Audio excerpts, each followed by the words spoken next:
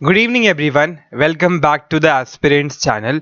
और आज हम लोग बात करने वाले हैं भारत के इंडियन इकॉनमी के उस पड़ाव के बारे में जिस दौर ने भारत की जो आने वाली पीढ़ियां हैं उनकी जो इकोनॉमिक स्ट्रक्चर है उसकी कायाकल्प पूरी बदल के रख दी थी। जी हाँ, हम लोग बात करने वाले हैं कि भारत में किस तरीके से इंडियन इकॉनमी की जो स्ट्रक्चर जो डिस्टॉर्शन हुई ब्रिटिश के पॉलिसी के द्वारा, वो कैसे हुई और उसका भारत में क्या इम्पैक्ट पड़ा और जिसके चलते भारत ने क्या क्या डिसीजंस लिए और उस चीज़ को टैकल करने के लिए भारत ने किस व्यवस्थाओं को गठित किया, कौन से इंस्टीट्यूशन की फाउंडेशन रखी और कौन कौन से स्टेप्स लेके भारत ने अपने इकोनॉमिक जर्नी की शुरुआत की। आइए जानते हैं आज की इस क्लास में the story of how the British looted India and distorted the economic structure of this country। तो चलिए आज की क्लास स्टार्ट करते हैं। ठीक है, देखिए आज हम लोग पढ़ने वाले हैं कि भारत में ब्रिटिश रूल का इंडियन इकोनॉमी पे क्या इम्पैक्ट पड़ा। यही है हमारा आज का टॉपिक। जो भी ब्रिटिश पॉलिसी बनाई गई उन सभी पॉलिसीज का बस एक ही मकसद था, लूटना, भारत को लूटना और भारत के पूरे इकोनॉमिक स्ट्रक्चर को कॉलोनाइज कर देना। जो इकॉनमी लूटने के बाद बनाई जाती है उसे कॉलोनियल इकॉनमी कहते हैं। यानी कि भारत में एक ऐसा स्ट्रक्चर बना जो स्ट्रक्चर इंग्लैंड को सूट तो कर गया, लेकिन उसी प्रोसेस में उसने पूरे भारत की अर्थव्यवस्था को झकझोर के रख दिया। वो देश, वो प्रायद्वीप जो एक समय पे दुनिया के 25% एक्सपोर्ट में अपनी महत्वपूर्ण भूमिका निभाता था, उस देश की हालत ये हो गई कि वो सदी के अंत तक 200 साल के बाद उसकी जो भूमिका है, उसका जो कंट्रीब्यूशन है, वो मात्र 2% से भी कम रह गया। इस बात से साबित होता है कि किस तरीके से उन्होंने भारत की जो इकॉनमी है उसको व्यवस्थागत तौर से एक एक एक स्ट्रक्चरल फॉर्म में बर्बाद किया था। क्या किया गया? ये जो कॉलोनियलिज्म है ना, उसने एक बहुत ही कॉम्प्लेक्स और कंप्लीट इंटीग्रेशन कर लिया था। भारत की अर्थव्यवस्था आज आइसोलेटेड नहीं थी, बल्कि वो पूरे विश्व में इंटीग्रेटेड तो थी, लेकिन भारत की जो व्यवस्था थी वो उतनी अच्छी नहीं थी। भारत का जो पोजीशन था वो उतना अच्छा नहीं था। 1750 से ही भारत में जो भी इंडियन इकोनॉमी की जो इंटरेस्ट थे वो पूर्ण रूप से ब्रिटेन के अंदर आ गए थे और ब्रिटेन ने भारत की इंटरेस्ट को कभी भी सर्वोपरि या फिर कभी भी प्राइमरी, कभी भी उनको प्राथमिकता नहीं दी। ब्रिटिश इंडस्ट्री को सूट करने के लिए उन्होंने प्रोडक्शन किए, उन्होंने डिवीजन ऑफ लेबर किया, हाई प्रोडक्टिविटी की, हाई टेक्नोलॉजी किया, कैपिटल इंटेंसिव गुड्स बनाए, लेकिन वो सब कहाँ बनाए? वो सब ब्रिटेन में बनाए। और भारत से उन्होंने क्या किया? भारत से उन्होंने झुंझुना पकड़ा दिया। ये तो कहते हैं, क्या बोले, लॉलीपॉप दे दिया उन्होंने। कैसे? भारत से उन्होंने इनपुट खरीदा। कौन से इनपुट? अरे भाई, आप इनपुट खरीद रहे हो 2 रुपए के और हमें बेच रहे हो सामान 20 रुपए के, तो अल्टीमेटली हमारे पास से तो पैसा जा रहा है ना। तो देश की जो मनी है वो ड्रेन आउट हो रही है। कैसे? क्योंकि हमने एक्सपोर्ट क्या किया? हमने रॉ मटेरियल एक्सपोर्ट किया, लेकिन हमें मिला क्या? हमें मिला मैन्युफैक्चर्ड प्रोडक्ट्स, हमें मिला क्या? बिस्किट्स, हमें मिला शूज, वो जो कि हाई क्वालिटी टेक्नोलॉजी से बने हुए थे। ठीक है। दूसरा क्या है, इस पूरे इकोनॉमिक डेवलपमेंट में जो एक बेसिक समझ में आती है वो ये है कि हमारे पास जितना भी सेविंग हुआ करता था, वो सेविंग का यूटिलाइजेशन हमारे लिए नहीं किया गया, हमारे बेहतरी के लिए नहीं किया गया, बल्कि उस सेविंग का यूज उनके मिलिट्री एक्सपेंडिचर के लिए किया गया, उस कॉलोनियल एडमिनिस्ट्रेशन के लिए किया गया। कभी भी ढंग से इस व्यवस्था का यूज किया ही नहीं गया, है ना। इसका बहुत छोटा सा जो अंग होता है, भाग होता है, वो हमारे एग्रीकल्चर पे खर्चा हुआ। मतलब मान के चलिए कि ना के बराबर खर्चा हुआ। तो एक समझ में आता है कि यार हमारे देश से जो भी पैसा था वो हमारे पास तो यूज नहीं हो रहा था। they were draining out money from the country of the India, they were draining out of money। वो यूनिलैटरल ट्रांसफर हो रहा था, जहां पे एक साइड पैसा जा रहा था, हमारे जितना भी सरप्लस था वो हमारे पास रहता ही नहीं था। ये एक बहुत ही बड़ी प्रॉब्लम हो रही थी भारत में। भारत की जो पॉलिसी थी वो हमारे यहाँ कहाँ डिसाइड होती थी? वो ब्रिटेन में डिसाइड होती थी, ब्रिटेन की इकोनॉमी में डिसाइड होती थी, उनके इंटरेस्ट के हिसाब से डिसाइड होती थी, उनके कैपिटलिस्ट क्लास के हिसाब से डिसाइड होती थी। इसलिए भारत का जो अंडर डेवलपमेंट था वो एक तरीके से मान लीजिए कि स्टेट सपोर्ट का ना होना। अगर आपने जितने भी हिस्ट्री पढ़ी है, जिस देश में भी इंडस्ट्रियलाइजेशन हुआ और जिस देश में भी वहाँ पे बेसिक इंडस्ट्री लगाई गई या फिर हाई इंडस्ट्रीज लगाई गई या फिर हेवी इंडस्ट्रीज लगाई गई स्टार्टिंग के दौर में, उन सारी कंपनीज को वहाँ के स्टेट का सपोर्ट था, क्योंकि उसमें इन्वेस्टमेंट चाहिए, उसमें एक बहुत बड़ा कैपिटल चाहिए। बट भारत में जब ये एक प्रोसेस चल रहा था, we were denied the state support. कौन स्टेट? British state. इंडस्ट्री में सपोर्ट नहीं मिला, एग्रीकल्चर में सपोर्ट नहीं मिला, और ऊपर से उन्होंने फ्री ट्रेड लगा दिया। फ्री ट्रेड में आपको पता ही होता है क्या होता है, जब वहां पे कोई टैक्सेस नहीं लगते हैं। सिंपल सी बात है, भारत के मैन्युफैक्चरर तो थे ही नहीं, सब तो ब्रिटेन के मैन्युफैक्चरर थे मैक्सिमम। तो बेनिफिट किसको होता? ब्रिटेन को, लोगों को होता। और साथ ही साथ जब भारत के सामान यहाँ से जाते भी थे, जो चुनिंदा कुछ सामान बचे हुए भी थे, उन पे इतना टैरिफ, इतना टैक्स लगाया गया, वन साइडेड टैरिफ जिसे बोलते हैं, जिसके चलते वर्चुअली देखा जाए तो भारत के मैन्युफैक्चरर्स के लिए ब्रिटेन के मार्केट है, यूरोप के मार्केट तो खत्म हो गए। तो ये एक वन साइडेड टैरिफ के चलते यहाँ पे यूनिलैटरल ट्रांसफर हुआ, यूनिलैटरल ड्रेन हुआ, एंड एक कंप्लीट डिजास्टर था भारत की इकोनॉमी के लिए, जिसके चलते भारत की इकोनॉमी बैकवर्ड हो गई, भारत की इकोनॉमी अंडर डेवलप्ड हो गई। और अगर देखा जाए तो क्या हुआ, भारत एक ऐसे समय में, एक ऐसे व्यवस्थाओं के अंदर चंगुल में जकड़ा हुआ था, जहां पे landlords, money lenders, merchants, colonial state सब भारत के लोगों को लूटने के लिए पड़े हुए थे। हमारे देश के लैंडलॉर्ड भी कम नहीं थे, उन्होंने पैसा इतना दिया हाई रेट ऑफ इंटरेस्ट के साथ कि कभी जो पीजेंट्स है, जो जमीन पे काम कर रहा है, वो कभी भी उस चंगुल से बाहर निकल ही नहीं पाया। तो वो कैपिटल क्या इन्वेस्ट करेगा? वो क्या इन्वेस्ट करेगा उन सारी चीज़ों में जिसके चलते उसके एग्रीकल्चर की इंप्रूवमेंट हो सके? क्या वो इंप्रूवमेंट करेगा जिसके चलते वो टेक्नोलॉजी नया यूज़ कर सके? हमारे यहाँ रेट ऑफ इंटरेस्ट इतना ज़्यादा था, हमारे यहाँ उन्होंने एक्सप्लॉइट हमारा किया, हमारे लोगों ने भी हमारा एक्सप्लॉइट किया, पीजेंट्स का एक्सप्लॉइट किया। भारत की जो बहुत बड़ी फाउंडेशन थी पूरे मार्केट की, पूरे इकोनॉमी की, इंडियन हैंडीक्राफ्ट, उससे कंप्लीट डिजास्टर हो गया। कैसे हो गया? अब सिंपल सी बात है, ब्रिटेन से हमारे पास एक इंपोर्ट हो रहा था, ब्रिटेन के जो मैन्युफैक्चरर्स थे वो भारत में, भारत को बेच रहे थे। क्या बेच रहे थे? ऐसी चीजें बेच रहे थे जो बहुत सस्ती थी, क्योंकि उनके पास टेक्नोलॉजी था, वो उसको लेवरेज कर सकते थे, वो उसको स्केल अप कर सकते थे, और जिसके चलते उनके पास कॉस्ट इफेक्टिव चीजें आ सकती थी। अब भारत में एक कपड़ा मान लीजिए भारत के लोकल ने बनाया और दूसरा एक ब्रिटिश मैन्युफैक्चरर ने बनाया, ये सस्ता होगा ना, चीपर होगा, तो ऑटोमेटिकली ब्रिटेन के जो कपड़े हैं वो लोग खरीदना पसंद करेंगे क्योंकि ये चीपर है। और अल्टीमेटली ये जो हैंडीक्राफ्ट है, जो भारत के लोग हैं, इनके पास खरीदार नहीं होंगे, इनका अपना बिजनेस ठप हो जाएगा और ये वर्चुअली कोलैप्स कर जाएंगे। और साथ ही साथ अगर ये हैंडीक्राफ्ट वाले जो लोग हैं, वो अगर यूरोप के कंट्री में बेचना भी चाहेंगे सामान, इन पे इतना ड्यूटीज लगा दो, इतना टैक्स लगा दो कि कभी सोच ही ना पाए कि उस मार्केट को वो लेवरेज कर सके।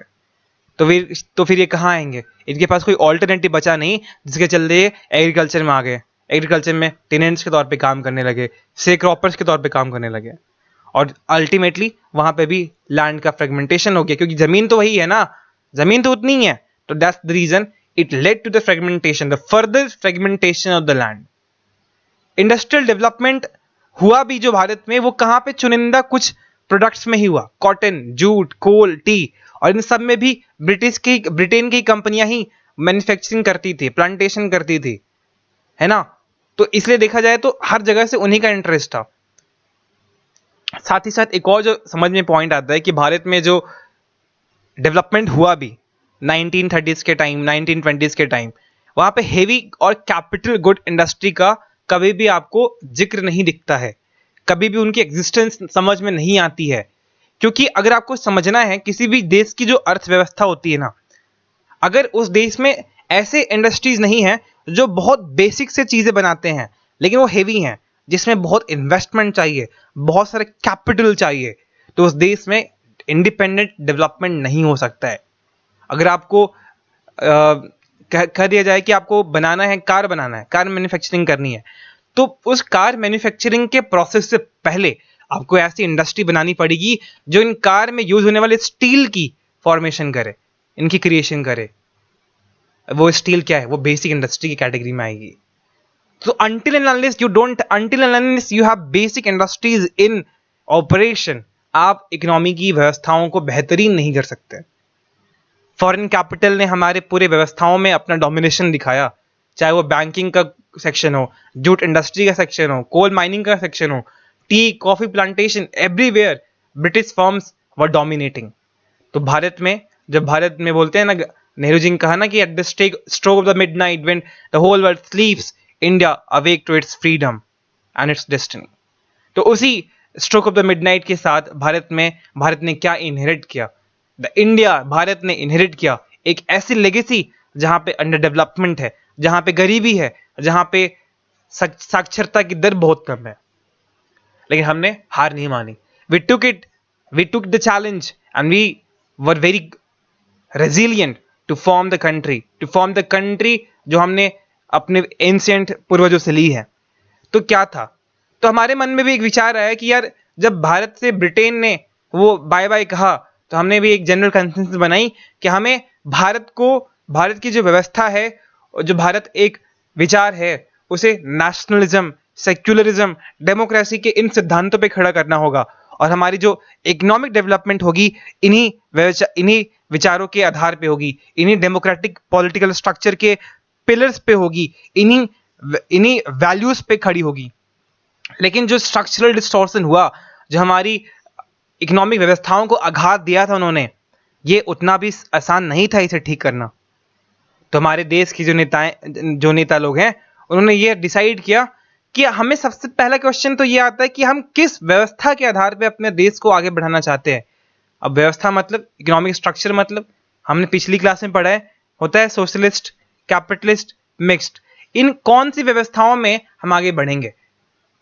तो नेहरू जी चूंकि काफी सोशलिस्ट की विचारधाराओं से जुड़े हुए थे, उन्हें लगा कि जहां पे जैसे सोवियत का एग्जांपल उन्होंने दिया कि जहां पे मीन्स ऑफ प्रोडक्शन, जो प्रोडक्शन करने के तरीके हैं, वहां पे पूर्ण रूप से सरकार का अधिकार होगा।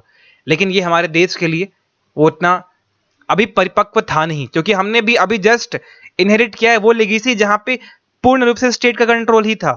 तो हम ये एक्सट्रीम फॉर्म नहीं चाहते थे। लेकिन जो कैपिटलिस्ट है, जहां पे लेबर का एक्सप्लॉयटेशन हुआ करता था, हम वो भी नहीं चाहते थे। तो हमने एक बीच का रास्ता निकाला, एक मिडिल वे निकाला। क्या निकाला? हम मिक्स्ड इकोनॉमी के पाथ पे जाएंगे, जहां पे सोशलिस्ट पाथ, हम वेलफेयर भी बनना चाहते हैं। सोशलिस्ट क्या है? एक वेलफेयर ओरिएंटेड कॉन्सेप्ट है। हम वेलफेयर के साथ साथ उन दोनों सिद्धांतों के अच्छे अच्छे पहलुओं पे काम करना चाहेंगे। हम इंडिविजुअल फ्रीडम पे बात करेंगे, हम लिबर्टी पे बात करेंगे, हम इक्वालिटी पे बात करेंगे, और दोनों के उन खराब विचारों को दूर करेंगे जो कि कैपिटलिज्म और सोशलिज्म के सिद्धांतों के अंदर आता है। और इसी व्यू से भारत ने एक ऐसी सोसाइटी की फॉर्मेशन, एक फाउंडेशन करने की नींव रखी जहां पे पब्लिक सेक्टर का बहुत बड़ा रोल होने वाला था। लेकिन इसका कदापि मतलब ये नहीं था कि भारत प्राइवेट प्रॉपर्टी ओनरशिप को नहीं मानेगा, क्योंकि भारत एक लोकतांत्रिक देश की, एक लोकतांत्रिक व्यवस्थाओं में अपने आप को समेटने जा रहा था। तो चूंकि इस लोकतांत्रिक व्यवस्थाओं में सभी की आवाज को सुनी जाती है, तो हमने बोला with the public sectors welcome private sectors. Government ने प्लान बनाया। क्या प्लान बनाया? Industrial policy resolution of 1948। जी हां, भारत ने आजादी के मात्र 1 साल के बाद अपनी व्यवस्थाओं को स्ट्रांग करने के लिए, अपने विचारों को एक दिशा देने के लिए एक पॉलिसी बनाई, इंडस्ट्रियल पॉलिसी रिजोल्यूशन ऑफ 1948।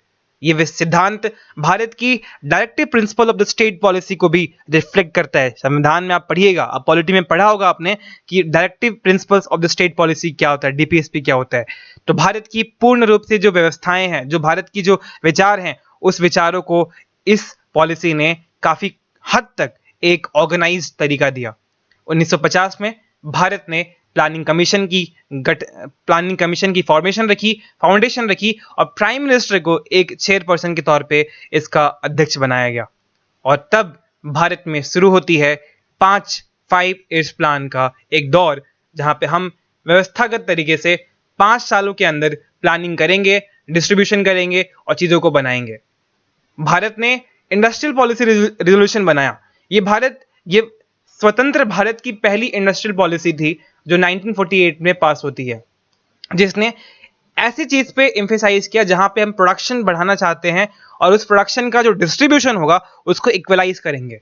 वहां पे स्टेट का रोल होगा, स्टेट का रोल साथ ही साथ प्राइवेट प्लेयर्स का भी रोल होगा। और इसी इंडस्ट्रियल पॉलिसी रिजोल्यूशन ने भारत में शुरुआत करी dawn of the mixed economy. Mixed economy की सुबह की शुरुआत होती है, और साथ ही साथ भारत ने पब्लिक सेक्टर्स, प्राइवेट सेक्टर्स के इन सारी चीजों का एक रोल स्टैब्लिश किया, एक रोल क्लासीफाई किया। इसी इंडस्ट्रियल पॉलिसी रिजोल्यूशन 1948 ने इंडस्ट्रीज को 4 भागों में कैटेगराइज किया। 4 भाग कौन और किस आधार पे कि कहां पे प्राइवेट प्लेयर्स का रोल होगा, कहां पे पब्लिक सेक्टर्स का रोल होगा। तो सबसे पहले जो कैटेगरी आती है इंडस्ट्रीज की वो है स्टेट मोनोपोली, वैसी कैटेगरी जहां पे पूर्ण रूप से पब्लिक प्लेयर्स काम करेंगे, मतलब गवर्नमेंट का ही कंट्रीब्यूशन होने वाला है, जैसे arms and ammunition, defence sector में, एटॉमिक एनर्जी में, रेलवे ट्रांसपोर्ट में, जहां पे पूर्ण रूप से जो मोनोपोली थी वो गवर्नमेंट ऑफ इंडिया की थी। दूसरी बेसिक इंडस्ट्रीज जैसे coal, iron, steel, ship building, aircraft manufacturing, telephone, minerals, oils, wireless, telegraph, ये इंडस्ट्रीज बेसिक इसलिए हैं क्योंकि डेवलपमेंट ऑफ इकोनॉमी में इनका बहुत बड़ा रोल होने वाला है। हमने बोला यहाँ पे पब्लिक सेक्टर का रोल तो होने वाला है ही, लेकिन जो कंपनीज इन सारी इंडस्ट्रीज में पहले से काम कर रही थी और जो प्राइवेट थी उन्हें हम मना नहीं करेंगे, आप कर सकते हैं, ठीक है। रेगुलेटेड इंडस्ट्री में क्या आया कि हम सरकार बोलती है कि हम बस यहाँ प्राइसिंग और क्वांटिटी रेगुलेट करेंगे, प्राइवेट प्लेयर्स काम कर सकते हैं और पब्लिक सेक्टर भी काम कर सकते हैं। बाकी जो भी बच गया, जो प्राइवेट इंडस्ट्री में काम हुए, जो प्राइवेट प्लेयर्स हैं उनको हमने छूट दे दी। तो भारत में देखा जाए तो इंडस्ट्रियल पॉलिसी रिजोल्यूशन 1948 का जो मेन थ्रस्ट था वो भारत में मिक्स्ड इकोनॉमी की नींव को रखना था और वहां पे पब्लिक एंड प्राइवेट एंटरप्राइज को एग्जिस्ट करे, इस बात की वहां पे इंश्योरेंस करनी थी, ठीक है। यह है कहानी भारत में इस पूरे व्यवस्था की। भारत में जो प्लानिंग का दौर शुरू हुआ इससे कुछ महत्वपूर्ण बिंदु भी थे। क्या थे वो बिंदु, क्या थे वो पॉइंट्स, क्या थे? भारत का जो 5 साल का जो प्लान था जिसे हम 5 वर्षीय योजनाओं के नाम से जानते हैं, इन 5 वर्षीय योजनाओं में हमारा मकसद ये नहीं था कि आपको कितना प्रोड्यूस करना है, क्या प्रोड्यूस करना है, ये नहीं बताना, वो जरूरी भी नहीं है। जैसे सोवियत यूनियन ने ट्राई भी किया था और उसने फेल भी किया। You can not have control over every minute things, you have to regulate things, you don't have to dictate things. अगर आप प्लान बस बता देते हो कि स्पेसिफिक कितना है, क्या करना है सेक्टर्स के बारे में, और एक रेगुलेटिंग रोल रखते हो तो दैट्स इनफ। जैसे पावर जनरेशन एंड इरिगेशन, आप पावर जनरेशन और इरिगेशन में अपना ध्यान रखिए, बाकी सारा मार्केट पे छोड़ दीजिए, उसका प्राइस क्या होगा, ये क्या होगा, वो क्या होगा। तो प्लानिंग कमीशन का मेन मकसद क्या रहा भारत में? फंड को डिस्ट्रीब्यूट करने का और हर साल क्या क्या आपके ऑब्जेक्टिव रहेंगे, बस यही करना। क्या ऑब्जेक्टिव था हमारा प्लानिंग? इकोनॉमिक ग्रोथ करना, हमारे जीडीपी बढ़ाना, मॉडर्नाइजेशन, नई टेक्नोलॉजी का यूज करना ताकि हम बेहतरीन चीजें कर सकें, हम चीजों को सस्ते दामों पर बेच सकें, एफिशिएंट यूटिलाइजेशन ऑफ रिसोर्सेज कर सकें। यह हमारा मेन मकसद था। जब टेक्नोलॉजी बेहतर होगी, आपके प्रोडक्ट्स अच्छे क्वालिटी के होंगे, लॉन्ग टर्म होंगे, सस्ते, आपके दाम कम होंगे। सेल्फ रिलायंस, एक देश जो अभी गुलामी की चंगुलों से आगे बढ़ा है, उसकी जंजीरों को तोड़ के निकला है, उस देश के लिए कभी भी किसी दूसरे देश पे किसी भी प्रकार की निर्भरता अच्छी नहीं होने वाली है और हेजिटेंसी होने वाली है। तो उस देश के लिए सबसे पहले क्या है, उस देश को सेल्फ रिलायंस बनना पड़ेगा। कैसे रिलायंस बनेंगे? कैसे? अपने रिसोर्सेज को यूज करना आना चाहिए। तो देश जितना हो सके आपके पास जो चीजें हैं उसकी यूज कीजिए और काफी हद तक बाहर से सामान इंपोर्ट करना बंद कर सकते हैं, धीरे धीरे, ग्रेजुअल प्रोसेस में। ऐसा नहीं कि आप तुरंत उस नेशनलिस्टिक फीलिंग के चक्कर में अब सारी चीजों को इंपोर्ट करना बंद कर दोगे। आपको एक दायरा देना होगा, आपको एक लिमिट सेट करनी होगी, आपको एक प्लान फेज्ड वे में चीजें करनी पड़ेंगी। तो भारत ने मेन मकसद रहा इक्विटी। हम चाहते हैं कि जो भी हमारी इकोनॉमिक प्रोस्पेरिटी हो उसका जो लाभ हो वो हर तबके तक पहुंचे। तो इसी बेसिस पे हमने बोला कि प्लानिंग के टाइप्स क्या हो सकते हैं। देखो, एक होता है इंपेरेटिव प्लानिंग। इंपेरेटिव प्लानिंग जहां पूर्ण रूप से, चाहे वो रिसोर्स का डिस्ट्रीब्यूशन हो, इंप्लीमेंटेशन हो, प्लानिंग हो, हर चीज सब सेंटर डिसाइड करे, यानी कि सेंट्रलाइज्ड हो, एक सेंट्रलाइज्ड अथॉरिटी हो, उसे बोलते हैं इंपेरेटिव प्लानिंग, जो सोवियत यूनियन ने ट्राई किया था, सोशलिस्ट कंट्रीज ने जहां पे ट्राई किया था। इंडिकेटिव प्लानिंग क्या होता है? जहां पे आप बस बेसिकली बताते हो कि प्रिंसिपल्स क्या है, रिकमेंडेशन क्या, ऑब्जेक्टिव क्या है, और आप बाकी प्लेयर्स पे छोड़ देते हो। लेकिन भारत ने, हमने अपने ऑब्जेक्टिव सिर्फ बताए नहीं, 5 साल की जो प्लानिंग करी हमने, उसमें सिर्फ हमने ऑब्जेक्टिव्स डिसाइड नहीं किए, बल्कि हमने ये भी बोला कि हमें 20 ईयर्स में क्या अचीव करना है। ये लॉन्ग टर्म प्लान को हमने बोला पर्सपेक्टिव प्लान, ठीक है। तो अब नेक्स्ट क्लास में हम लोग पढ़ने वाले हैं, हर प्लान्स को डिटेल में पढ़ेंगे। अभी ये बेसिक अंडरस्टैंडिंग थी। आई होप कि आपको बहुत अच्छा लगा होगा, बहुत मजा आया होगा, ठीक है। चलो, मजा आया तो इसी बात पे मैं अपना क्लास खत्म करता हूँ। Thank you so much. This is Nikhil Dubey signing off.